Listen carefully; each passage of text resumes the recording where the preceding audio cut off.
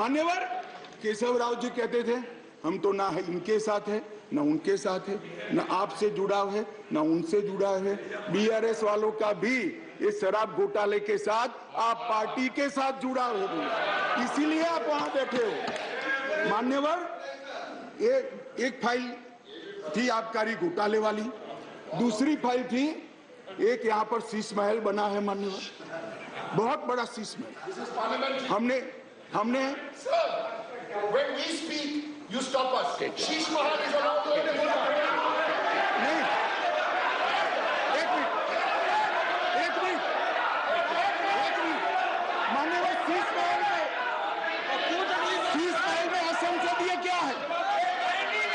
अभी मैं आगे तो बोला ही नहीं। What is your objection? What is the problem? For sake of objection, you are raising objection. पागल हो गया है। No, you just want to hold the floor. 258. Sorry, please. 258. Sorry. Let us not make issue of non-issues. 258. Take your seat. 258. Take your seat. 250. Sit down. Take your seat. Okay, I'll sit. Take your seat. Take your seat, please. Take your seat. 258. Take your seat. Honorable Minister. मान्यवर मैं कहता हूं शीश महल में क्या असंसदीय है, चर्चा करें जरा खड़े होकर। वैसे ही व्यवधान करने के लिए खड़े हो जाते हैं, जरा समझाइए।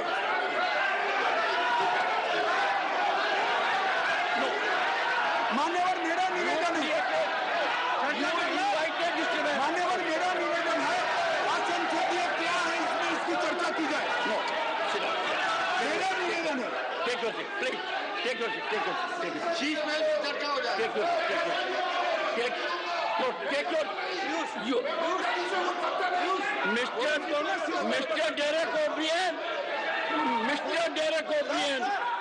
You deliberately got up only to create disturbance, only to create disruption. This will not be accepted. Please. Sir, leader would like to speak, sir.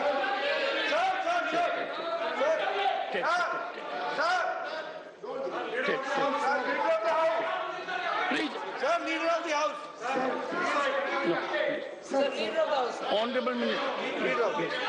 Sir ये आपने पिछली बार भी इस विषय के ऊपर बड़ी गंभीरता बताई थी कि जो थिएट्रिक्स करने का सिलसिला इस सदन में जो माननीय सदस्य करते हैं, अगर इनको हिम्मत है, अगर इनका इरादा शीश महल के ऊपर चर्चा करने का है तो आप अभी के अभी शीश महल के ऊपर चर्चा करने के लिए तैयार है। हो जाए शीश महल के ऊपर पूरी चर्चा। जो ये शीश महल को ऑब्जेक्ट कर रहे हैं, Take your seat. Take your seat. Take your seat. Take your seat. Please. Take your seat. Oh, one second. Sorry, sir.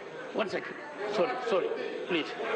Honorable members, I was hearing the Honorable Home Minister with total focus.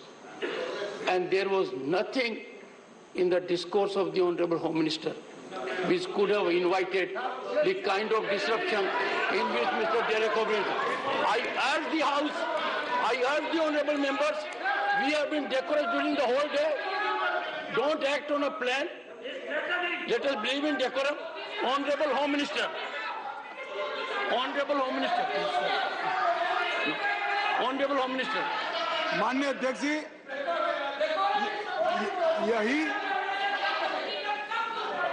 जिसको निशाना बनाया गया वही vigilance की office में मुख्यमंत्री के नए बंगले पर खर्च हुए अवैध खर्चे के लिए और आवंटित की गई राशि से 6 गुना ज्यादा खर्चे के लिए जांच की फाइल भी उसी के अंदर थी। माननीय अध्यक्ष जी, माननीय सुप्रीम कोर्ट ने एक ऑर्डर दिया था कि अपनी पार्टी के, सरकार के नहीं, अपनी पार्टी के प्रचार के लिए दिल्ली सरकार का जो खर्च हुआ है वो खर्च दिल्ली सरकार से नहीं, आप पार्टी से वसूल कर दिल्ली सरकार के खजाने में डाला जाए 90 करोड़ रुपए।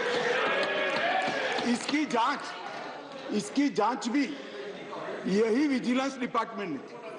मान्यवर, इन्होंने दिल्ली सरकार के पास लॉ एंड ऑर्डर नहीं है, इसका मतलब पुलिस नहीं है, इसलिए वहां इंटेलिजेंस डिपार्टमेंट नहीं हो सकता है, मगर उन्होंने एक फीडबैक यूनिट बनाया और फीडबैक यूनिट से राजनीतिक जानकारियां इकट्ठा करना शुरू करी। मान्यवर, इसके खिलाफ भी एक जांच चली और ये जांच की फाइल भी विजिलेंस डिपार्टमेंट ने दी। मान्यवर, BSES और BYPL ये दो वीज वितरण कंपनियां हैं जिनका 21,000 करोड़ रुपया दिल्ली सरकार को बकाया है, देना है, फिर भी 2,000 करोड़ का उनको पेमेंट कर दिया गया।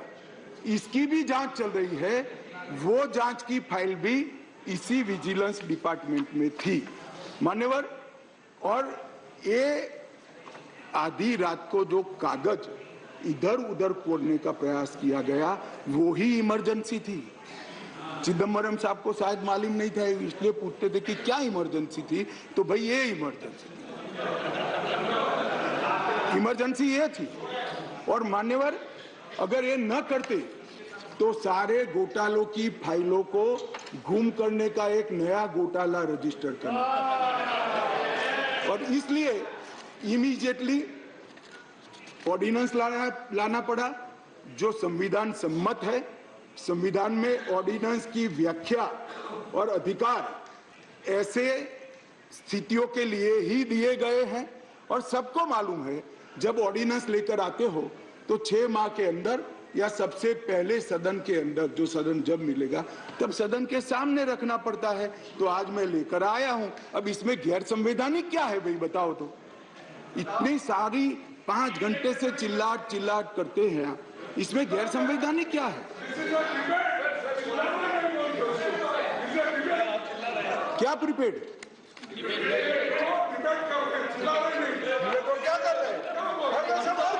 नहीं, एक सेकंड। मान्यवर, खड़गे साहब की बात सही है, चिल्लाना शब्द निकाल दीजिए, बार बार रिपीटेशन के साथ इसको आप दोहरा रहे हो, इसलिए मैं बता रहा हूं बस। खड़गे साहब की बात सही है सर।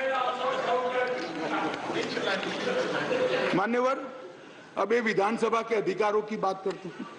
हम सब ये सम्मानीय सदन के सदस्य हैं। सदन जब राष्ट्रपति महोदया आहूत करती है, बाद में इसका सत्र अवसान होता है। ये संविधान की एक बनाई हुई सदन को चलाने की कार्यरीति है। इस पूरे देश में एक ही असेंबली है जिसका सत्रावसान ही नहीं हुआ ना, सत्रावसान होता ही नहीं। स्पीकर साहब सदन को मुलतवी करते हैं और फिर जब बुलाना है, राजनीतिक भाषण करना है, तब सदन को बुलाकर 3 घंटे चलाकर फिर से बंद कर देते हैं। दिल्ली असेंबली ऐसी है जिसका आज तक सत्रावसान ही नहीं हुआ है। मान्यवर, आप मुझे बताइए ऐसे चल सकता है? माननीय अध्यक्ष जी, विधानसभा के rules of procedure and conduct of business 1997 के नियम 70 में विधानसभा अध्यक्ष को सदन को स्थगित करने का अधिकार दिया है। ये अधिकार इस तरह से देश के किसी भी असेंबली के स्पीकर ने नहीं उपयोग किया है।